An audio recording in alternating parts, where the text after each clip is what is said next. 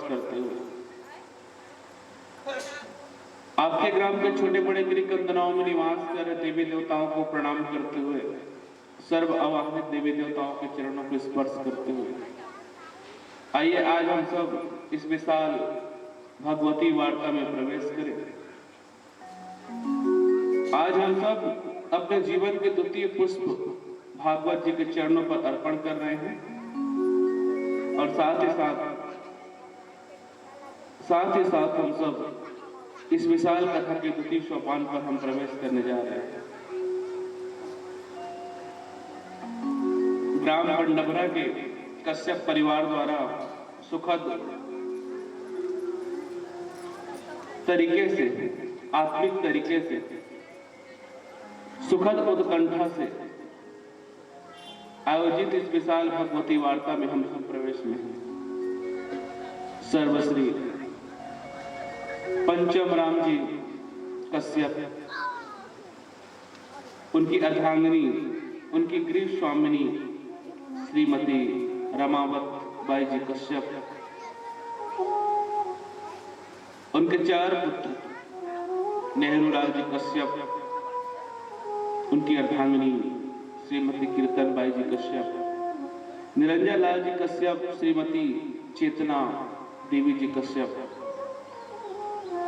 माखन लाल जी कश्यप, साथ ही उनकी अर्धांगिनी गृह स्वामिनी श्रीमती उत्तराबाई जी कश्यप, जो सरपंच के दायित्व को निर्वाह कर रही है अपने ग्राम से, और साथ में दीन बंधु जी, और साथ में श्री राम कश्यप जी, ये घर के दामाद हैं, श्रीमती प्रमीला जी घर की बेटी हैं, तिहारू राम कश्यप जी ये भी घर के दामाद हैं, और साथ ही श्रीमती निर्मला जी आप इस घर की बेटी हैं।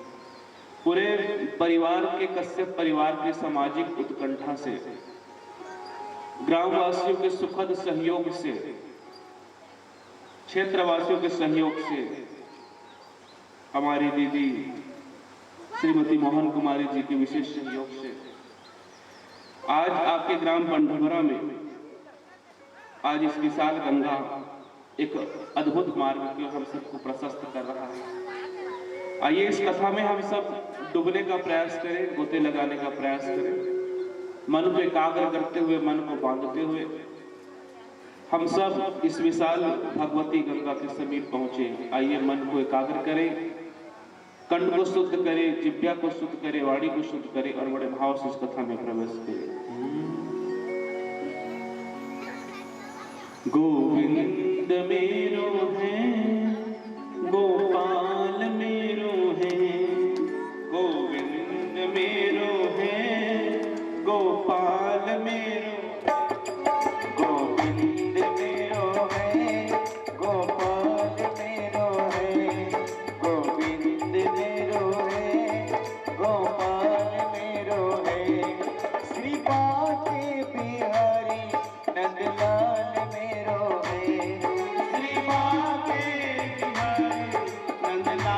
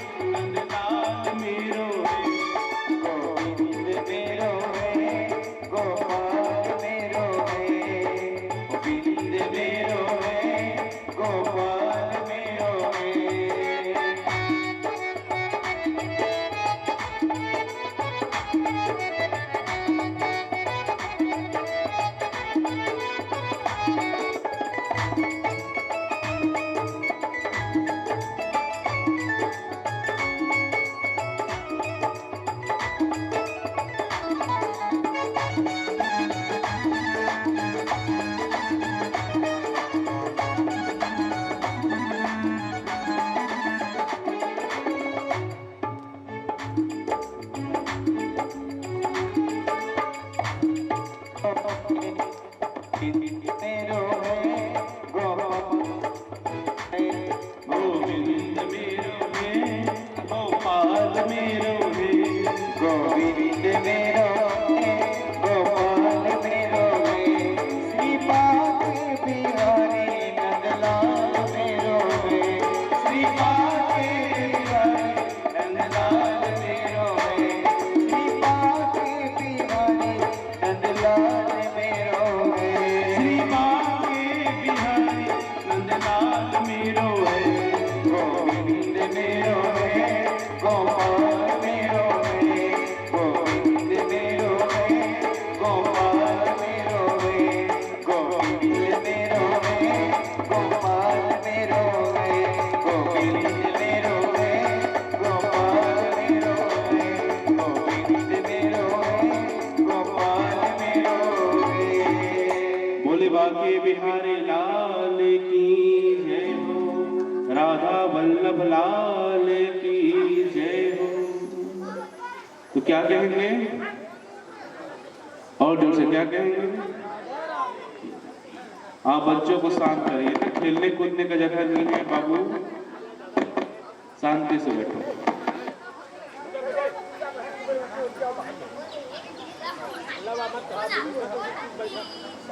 व्यासपीठ के समीप बैठे आप समस्त अतिथियों का, भाई बहनों का व्यासपीठ से ढेरों स्वागत अभिनंदन।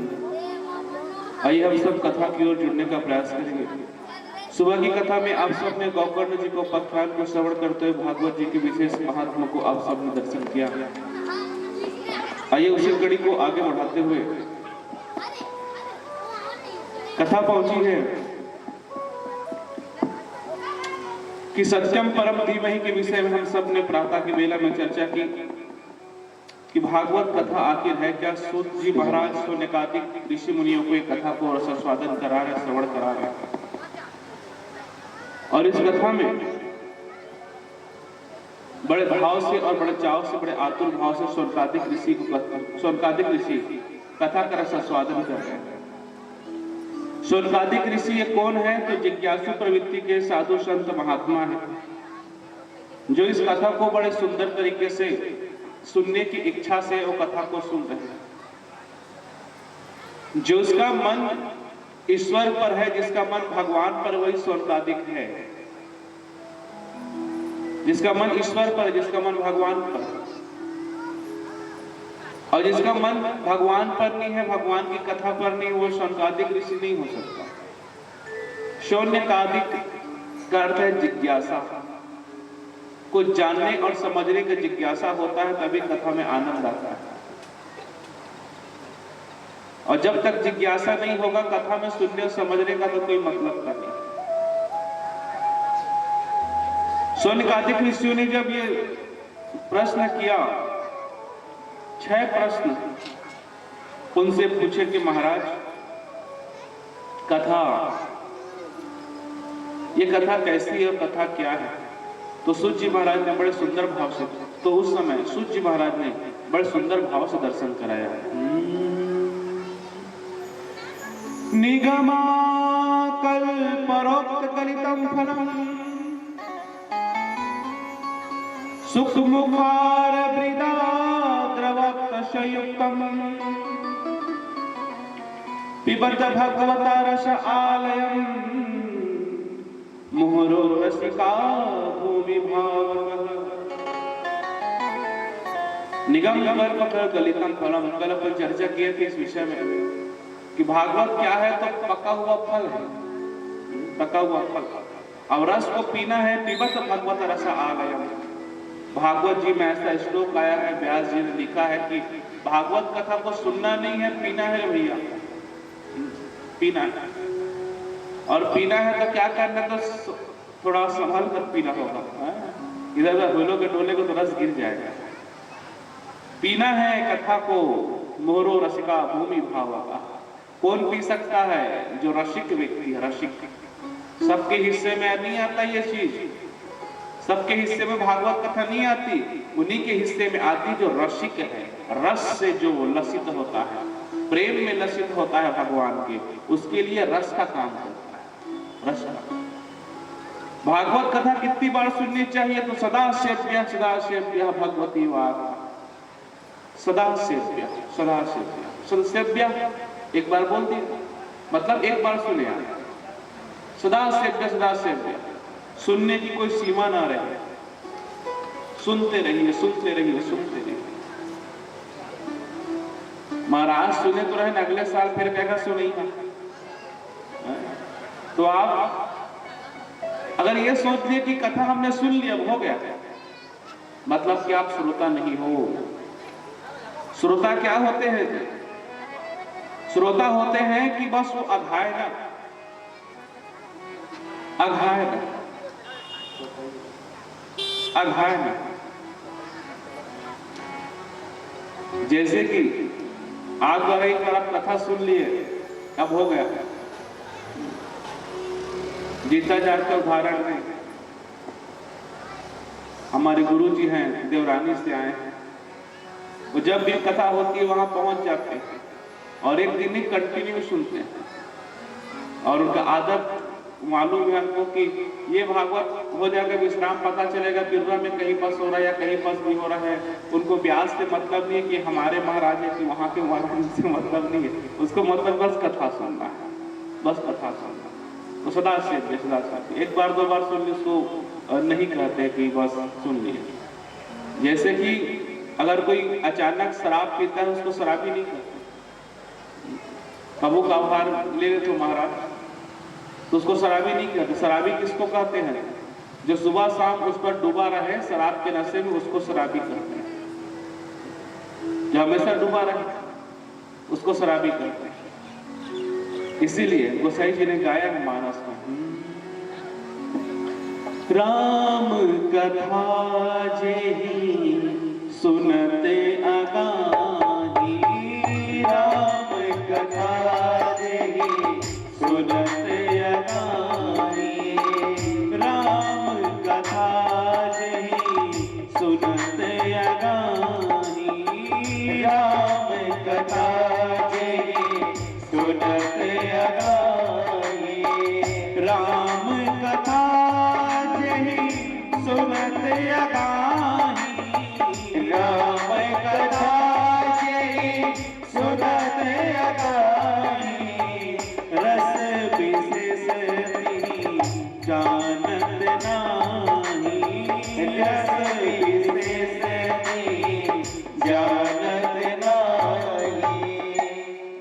राम कथा यानी कि भगवान की कथा एक बार सुन लिए, मतलब कि आपने नहीं सुना। जो कथा को सुनते सुनते सुनते सुनते नहीं अघाता है वही श्रोता है, और जो अघा गया कि बस सुन तो लिए और कितने बार सुनेंगे, मतलब कि आप श्रोता नहीं हो, रस को नहीं जाने हो।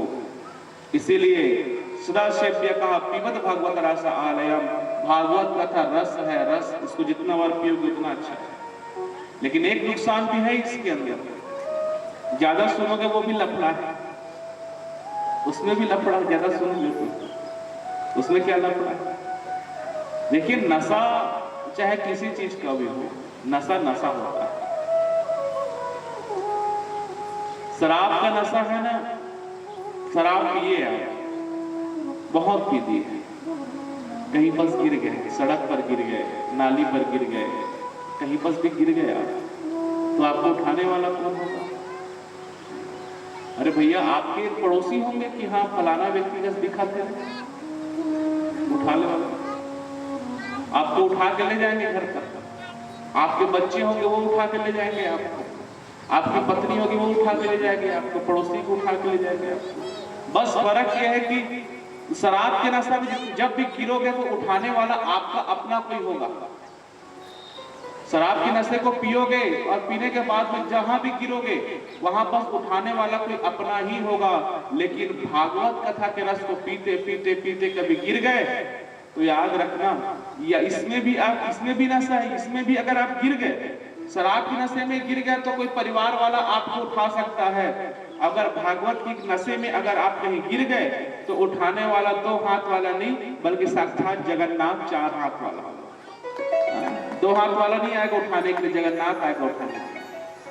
कौन गिरते थे नशा में? मीराबाई नाचते नाचते गिर जाती थी तो भगवान उठाते थे, सूरदास जी महाराज रास्ते में चलते चलते लड़खड़ा जाते तो थामते थे हाथ को। रहीम, श्री हरिदास, बाबा कबीर, तुलसी, ऐसे महान धुरंधर हुए जिनको भगवान ने अपना मार्गदर्शन दिया। ये किसके नशा था? भगवान का नशा था। क्यों बोला मैं आपको ऐसा कि ये भी नशा खतरनाक है? भैया शराब के नशे में हो सकता है कि आप बर्बाद हो जाओ, पैसे आपके खत्म हो जाए। इस नशे में भी पैसे खत्म हो जाते हैं, पता नहीं चलता। बोलो वो कैसे? मीराबाई कोई साधारण स्त्री नहीं थी, मेवाड़ की रानी थी, बहुरानी थी, संसार के मालिक थी। वो पूरा एक सत्ता था उनके पास में, राजघराने की बहुरानी थी, पैसे कौड़ी दास दासियों की कोई कमी नहीं थी। लेकिन प्रेम था कृष्ण पर तो सारे सुखों को लात मारकर जोगन बनकर गली में भीख मांगते मांगते घूमते थे।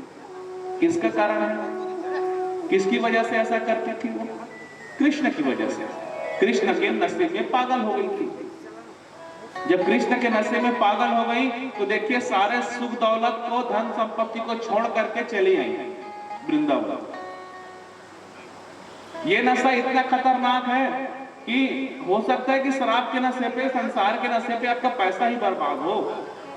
सूरदास जी महाराज आंख से सब दिखता था उनको पहले। सूरदास जी महाराज को सब दिखता था आंख से, लेकिन बात ये सोचा कि आंख में संसार को देखता हूं का नहीं है तो संसार को ही पाने का मन करता है। न ये वो आंख ही रही, ना मैं संसार न देखूं। दो सूजा को लिए आंख में डाल दिए, ना देखूंगा ना मैं फंसूंगा। ये शराब की नशा नहीं, ये अध्यात्म का नशा है। श्री हरिदास, ये जो नाम है ना श्री हरिदास, कोई साधारण नाम नहीं है श्री हरिदास। और ये नशा एक ऐसा नशा है, ऐसा नशा, अध्यात्म का नशा। श्री हरिदास के विषय में आप क्या जानते हैं? कौन थे श्री हरिदास? ये सतयुग, द्वापर, त्रेता की बात मैं नहीं कर रहा, कलयुग की बात है। श्री हरिदास जी महाराज, इनका नाम श्री हरिदास नहीं था पहले। ये मुगल थे, मुसलमान थे, मुगल थे, मुसलमान थे, कलकत्ता के रहने वाले थे, जहां मुगलों का राज था। धर्म प्रचार करते तो सर कट जाता आपका, राम राम बोलते तो सर कट जाता आपका। उस समय हरे कृष्ण कहा करते थे। अब ये उनके समुदाय के थे, इनका कोई उखाड़ नहीं पाते थे, कोई इसको मार नहीं पाते थे। बोला कि हम सबको ये धर्म परिवर्तन करा रहे हैं और आप हरे कृष्ण गाए जाए, तो उस जगह को छोड़ करके वृंदावन चले आए श्री हरिदास। और ये पता है कौन थे श्री हरिदास? तानसेन जी को जानते हो? तानसेन जी कौन थे? अकबर के 9 रत्नों में एक रत्न थे तानसेन जी। और तानसेन जब संगीत बात करते तो गर्मी के मौसम में भी बादल आ जाते थे। अब सोचिए, ऐसे संगीतकार के गुरु थे श्री हरिदास जी महाराज। और श्री हरिदास जी केवल कृष्ण के लिए गाया करते थे, केवल कृष्ण के लिए। तो विचार कीजिए नशा कितना खतरनाक है। अभी मैं बीच में आपके भागवत से पहले मैं नौधा रामायण में था, अपने गांव में सुपरी कर, जहाँ बचपन से मैं वहाँ नौधा में आचार्य रहता हूँ, तो वहाँ विशेष समय मेरे को देना होता उस जगह पर। तो वहाँ गाँव नौधा में तो बड़ा इस बार चाव से रामायण सुन रहा था। और उसमें मैं एक चिंतन किया उत्तरकांड का। उत्तरकांड एक ऐसा कांड है मानस में कि अगर आप उस उत्तरकांड के पीछे पड़ गए तो वास्तव में वहां भी आप फंस जाओगे। पूरा ज्ञान का खदान है उत्तरकांड, पूरा ज्ञान का खदान। तो आध्यात्मिक नशा भी बड़ा खतरनाक नशा है भैया। तो राम कथा जिस सूरत अगर रस विशेष के जानत है, एक ऐसा नशा है जिस नशे से मनुष्य का कल्याण हो सकता है। सोनकादिक ऋषियों ने सूत जी महाराज से प्रश्न किया कि मानव का प्रथम धर्म क्या होता है, परम धर्म क्या होता है? महाराज जी आप बताइए। परिक्रमा लगाना, 4 बजे सुबह उठ करके भगवान के सामने घंटी बजाना, पूजा पाठ करना, क्या होता है धर्म? ये बताइए। दूसरा सवाल ये, क्या मंदिर में जाते हैं हम तो किसको छोटा माने किसको बड़ा माने? ये सबसे बड़ा सस्पेंस का बात है, टेंशन का। तुम्हारे भगवान है छोटे, मोर भगवान है बड़े, ये ज्यादा चलता है आजकल। तो किसको छोटा माने किसको बड़ा माने? तीसरा प्रश्न किया, वेद में परमात्मा तो अजन्मा कहा गया है, फिर बार बार वेदों में भगवान के जो जन्म की कथा क्यों आई थी, इसके बारे में आप बताइए। चौथा प्रश्न पूछा, भगवान के अवतार कितने हुए, इसके बारे में आप बताइए। पांचवा प्रश्न है, क्या श्रोता बड़ा होता है कि वक्ता बड़ा होता है? ये भी बड़ा गंभीर प्रश्न है कि श्रोता बड़ा होता है कि वक्ता बड़ा होता है।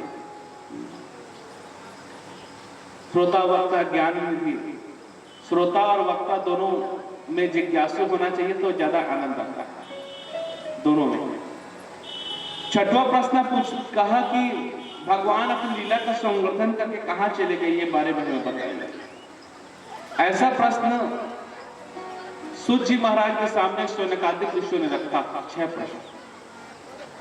सूत जी महाराज इन 6 प्रश्नों को श्रवण किए और श्रवण करने के पश्चात में कहने लगे कि हे शौनकादिक ऋषि, मैं तुम्हारे सभी प्रश्नों का उत्तर मैं दूंगा, लेकिन उससे पूर्व मैं अपने गुरुदेव को याद करूंगा, अपने गुरुदेव भगवान को याद करूंगा। तो गुरुदेव भगवान को याद करने के बहाने सुखदेव जी के जन्म की कथा सूत जी महाराज ने शौनकादिक ऋषियों को श्रवण कराई। शौनकादिक ऋषियों को सूत जी महाराज भगवान से सूत जी महाराज कहने लगे कि हे शौनकादिक ऋषियों, गोलोक धाम में राधा रानी की गोद पर एक तोता है जो बार बार हरे कृष्ण कृष्ण कृष्ण हरे हरे कहता है। ये तोता जो है हरे कृष्ण कृष्ण हरे हरे ऐसा कहता है और कह करके राधा रानी को प्रसन्न करता है। राधा रानी कहते कि सुख तू धरती पे जा और धरती पे जा करके तू धरती में जा और धरती में जा करके तू कृष्ण नाम का प्रचार कर। वो नहीं मैया, मुझे नहीं जाना, क्योंकि वहां विष्णु की माया बड़ी प्रबल है। विष्णु की माया बड़ी प्रबल है। मैं जाऊंगा कहीं फंस गया तो आज मैं हरे कृष्ण ले रहा हूं, ये भी नाम नहीं ले पाऊंगा, मुझे नहीं जाना। बोले पुत्र जा, बहुत जरूरी है, धरती पे जाकर प्रचार कर कृष्ण नाम का। जब बार बार राधा रानी ने ऐसा कहा तो राधा रानी की बात को मानते हुए सुखदेव जी भगवान को धरती पर आना पड़ा और अमरनाथ गुफा में एक विशाल वृक्ष के नीचे, विशाल वृक्ष के ऊपर एक तोते के अंडे के रूप में सुखदेव जी भगवान का अवतरण हुआ। और जैसे ही अवतरण हुआ उसके बाद में बाकी काम बनता है नारद जी का। नारद जी महाराज भगवान शंकर जी के कैलाश पर्वत पर गए। भगवान शंकर ध्यानस्थ थे, मां पार्वती जी के पास गई। पार्वती जी के पास में यथा योग्य बात करी। बात करते करते नारद जी ने कह दिया कि मैया आजकल बाबा आपसे प्रेम नहीं करते। बोले वो कैसे बोल रहे हो? गोपनीय अति गोपनीय अति गोपनीय, जो भारी से भारी गोपनीय है उस चीज को तो मेरे स्वामी मुझे बताते हैं, तो आप ऐसा क्यों कह रहे हो कि प्रेम नहीं करते? बोले मैया ये बताइए कि आपको तो प्रभु अभी ध्यान पर हैं तो आपको छोड़कर चले गए हैं, लेकिन ऐसा कौन है जो मुंडों की माला को धारण करके 24 घंटे फिरता रहता है? ऐसा तो देखे हो? ये बाबा है, इसके मुंड की माला जिसको इतना स्नेह करते हैं कि उसके हाड़ हड्डी को, उसके मुंड को गले में धारण करके भ्रमण करते ही कौन है? तब ये बात सुन करके मां पार्वती जी के में संशय आया। जब संशय आया, महादेव पहुंचे, मुंह फुला करके मां पार्वती बैठी हैं। बाती बात में ये निकल गया कि आप मुझसे प्रेम नहीं करते। बोले देवी ऐसा क्यों बोल रहे हो आप कि हम आपसे प्रेम नहीं करते? बाबा ये किसके मुंड की माला जिसको आप पहन करके भ्रमण किया करते हो? तब बार बार मां ने जिद किया तो बाबा को बताना पड़ा कि देवी आप ही के मुंड की माला है, आप ही के मुंड की माला। बोले मेरी मुंड की माला है? तो आपने ऐसा कौन सा जड़ी बूटी खाया है जो आप मरते नहीं हो और मुझे बार बार जन्म लेना पड़ता है? वो देवी आप बार बार इस तरह पर जन्म लेते हो और जन्म लेने के बाद में आप मुझे पति के रूप में प्राप्त करते हो। नवरात्रि मनाते हो, दुर्गा जी की पूजा करते हो, तो नवरात्रि में माता रानी कितने रूप होते हैं जी? 9 रूप होते हैं। 9 रूप होते हैं कि नहीं होते हैं? प्रथम शैलपुत्री, द्वितीय ब्रह्मचारिणी, तृतीय चंद्रघंटा कुष्मांडा, चतुर्थम पंचम स्कंद माता कात्यायनी, छठम सप्तम कालरात्रि, अष्टम महागौरी नवम सिद्धिदात्री, ऐसे करके 9 रूप माता रानी के होते हैं। और जब भी धरा पर आए तो भगवान भोलेनाथ को पति के रूप में प्राप्त करने का काम इन्होंने किया। देवी जब भी धरती पर आते हैं उस समय आप मुझे पति के रूप में प्राप्त करने के लिए आतुर रहती हो, और उसी का फलस्वरूप है कि आप किसी न किसी कारण इस धरा से जाती हो तो आपके मुंडों को मैं माला पिरोकर पहन लिया। तो आपने ऐसा कौन सी जड़ी बूटी खाई कि आप मरते नहीं हो? तो कहा कि मैंने अमृत पिया। और कौन सा अमृत? कथा रूपी अमृत मैंने पान किया। कथा रूपी अमृत मैंने पान किया। तो अमृत हमें भी पान कराइए, ऐसा कहा। तो मां पार्वती के हाथ को लेकर के बाबा कैलाश पर्वत पर आरूढ़ हुए। जैसे कैलाश पर्वत पर पहुंचे, सबसे पहले बाबा महादेव ने 3 बार ताली बजाई। 3 बार ताली। राम कथा सुंदर करतारी, संशय विहग उड़ावन हर। भजन में ऐसा कहा जाता है आप सबको कि ताली बजाओ, ताली बजाओ, ताली बजाओ। क्योंकि ताली बजाने से क्या होता है? ताली बजाने से समर्पण का भाव भगवान जी के ऊपर आता है। और जब समर्पण का भाव होता है, आत्मसमर्पण का भाव जब भगवान जी के ऊपर आता है, तो हमारे जीवन के काम क्रोध लोभ रूपी जो पंछी हैं हमारे शरीर में बैठे हुए हैं ना, ये सब उड़कर भागते हैं। काम क्रोध मद लोभ विषय वासना, ये सारी चीजें आपको भक्ति के मार्ग में रोकते हैं। भक्ति करने के लिए आपको नहीं देते। काम वासना इत्यादि अगर मन में रहे तो भक्ति नहीं कर सकते आप। क्रोध आपके शरीर पर है तो भक्ति नहीं कर सकते आप। कथा के स्थान में बैठ करके भी आपका मन कथा पर नहीं लगेगा जब तक कि आपके अंदर के ये विकार जब तक रहेंगे। भगवानी कथा कोई सरल चीज नहीं है। इतना सरल नहीं है कि बस सुनना तो है, इस कान सुनो इस कान से निकाल दो, सुनते रहो। सुनना तो हमारा काम है। कथा अमृत है, ये आत्म कल्याण करती है। ये बहुत दुर्लभ चीज है। ये तो कश्यप परिवार आज गंगा के स्वरूप, ये गंगा भागीरथ गंगा को बहा रहे हैं, भागवत जी गंगा बहा रहे हैं। तो बंडपरा के लिए अवसर है कि हम जितना हो सके इस पर गोते लगा जाए, नहा लें।